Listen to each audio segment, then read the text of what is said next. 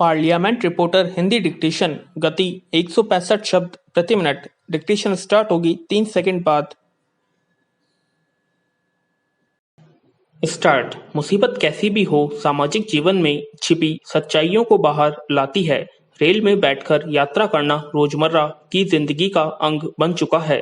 इसलिए दुर्घटना हो जाने पर ही रेल व्यवस्था में पसरी असमानता उजागर होती है। कोरोना वायरस की महामारी ने हमारे लोकतंत्र के हर अंग में बसी विषमता आंखों के सामने ला दी है विराम।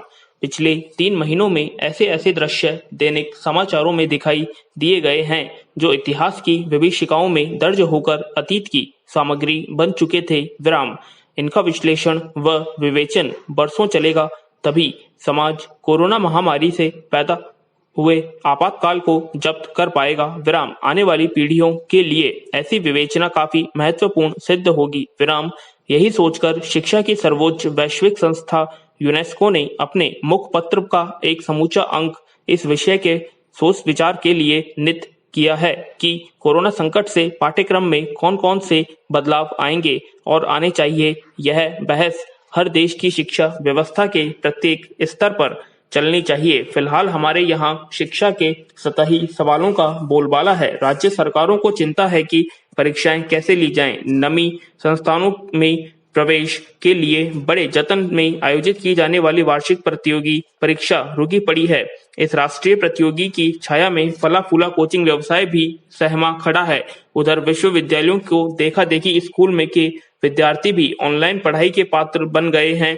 कई लोगों ने चिंता जाहिर की है कि इंटरनेट की पहुंच स्वयं इतनी विषमताग्रस्त है कि ऑनलाइन कक्षाएं सबके लिए सुलभ नहीं बनाई जा सकती हैं विराम।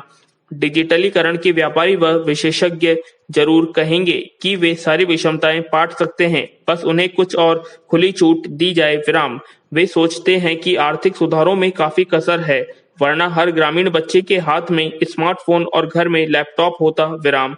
इस फस्ती का अंत है न जवाब। उत्तर प्रदेश व राजस्थान में मुफ्त लैपटॉप बांटने की मुहिम एक बार चल चुकी है। बहुत मुमकिन है कि कोरोना के माहौल में दोबारा चल पड़े। शिक्षा व्यवस्था से ज्यादा शिक्षा संबंधी सोच का दिवाला निकला है।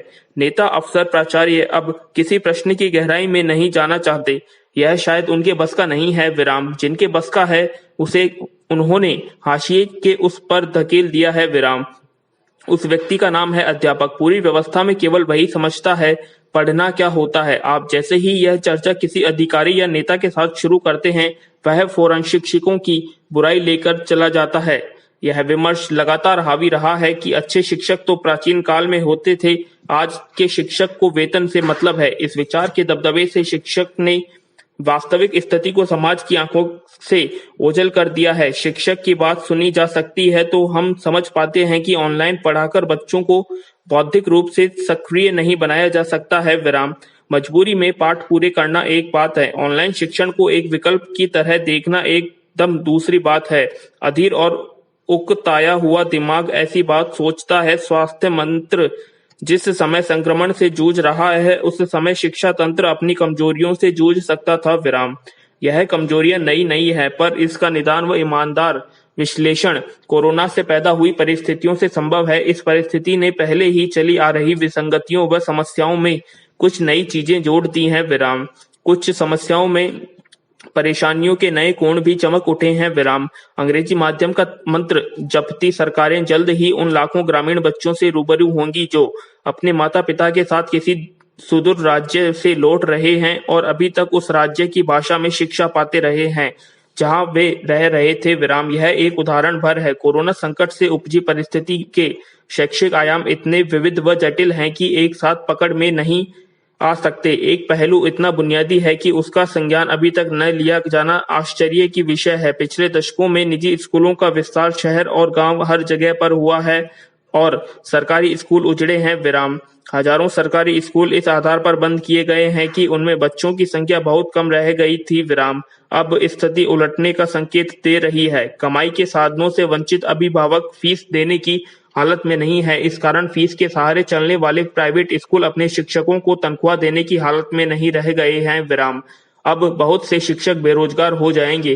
कुछ राज्यों में अनेक अभिभावक अपने बच्चों को सरकारी स्कूल में डालना चाहते हैं। वहां शिक्षकों और जगह की कमी कई सालों से बढ़ती चली आ रही है, क्योंकि नीतिकारों ने मान लिया था कि बच्चों की तादाद अब प्राइवेट स्कूलों में बढ़ेगी। उभरती हुई नई परिस्थिति इस बात की हल्की सी आशा जगाती है कि हर हिंदी भाषी राज्य का शिक्षा तंत्र नए सिरे से यानी पूर्वाग्रहों को छोड़कर कोरोना संकट के निहितार्थों पर विचार करेगा। विराम। उधर बाकी देश व अन्य देश में नए सवालों की उम्मीद की जा सकती है। विराम। कोरोना से पैदा विपत्ति से देश का हर प्रदेश और दुनिया का हर देश कुछ अलग ढंग से लड़ा है। विराम। भारत में केरल का आदर्श चर्च में रहा है। एशिया में जापान और यूरोप में जर्मनी के प्रयास का अनुभव कुछ विशिष्ट है। केरल और बिहार की तुलना करके दोनों प्रांतों के छात्र भौगोलिक, ऐतिहासिक व राजनीतिक परिस्थितियों के मिले-जुले प्रभाव का रोचक अध्ययन कर सकते हैं। विराम। कोरोना संकट से उपजे सबसे तीखे सवाल शिक्षा के अधिकार के कानून पर किए जा रहे हैं अमल को घेरते हैं। कुछ बरसों से उत्तर भारत के हिंदी भाषी राज्यों में इस कानून का पालन कमजोर पड़ता चला गया है। विराम। केंद्र की मदद में कमी और प्रांतीय प्रशासनों के भीतर पनपती नीतियां प्रारंभिक शिक्षा के अधिकार को खोखला बना रही है। विराम। कोरोना के फैलाव से भारी संख्या में बड़े शहरों में श्रमिक की अपने गांवों में वापसी और बेरोजगारी शिक्षा के अधिकार पर असल में आई एक नई मुसीबत है। विराम। हिंदी प्रांत खासकर उत्तर प्रदेश, मध्य प्रदेश और बिहार में फिलहाल इस मुश्किल से निपटने की कोई तैयारी नजर नहीं आती है। विराम। राजस्थान, हरियाणा, झारखंड और छत्तीसगढ़ में भी ऐसी तैयारियों के लक्षण नहीं दिखाई देते हैं। इन सभी राज्यों में कॉरपोरेट घरानों व गैर सरकारी उपक्रमों को प्रारंभिक शिक्षा व्यवस्था में बड़ी जिम्मेदारियां सौंप देने का सिलसिला वर्षों से चला आ रहा है। विराम। यह प्रवृत्ति कोरोना की फैलती विभीषिका में शिक्षा व्यवस्था के लिए महंगी पड़ेगी। विराम। बच्चों की शिक्षा को राज्य की प्रमुख जिम्मेदारी मानने का कोई विकल्प नहीं है। विराम। तो कैसे लगी आप सभी को डिक्टेशन, कमेंट बॉक्स में कमेंट करें, और अगर आपने अभी तक हमारे चैनल को सब्सक्राइब नहीं किया है तो सब्सक्राइब कर लें और बेल आइकन को दबाना ना भूलें, जिससे हमारी सभी लेटेस्ट नोटिफिकेशन आप तक सबसे पहले पहुंच सके। और वीडियो को लाइक और शेयर करें। धन्यवाद।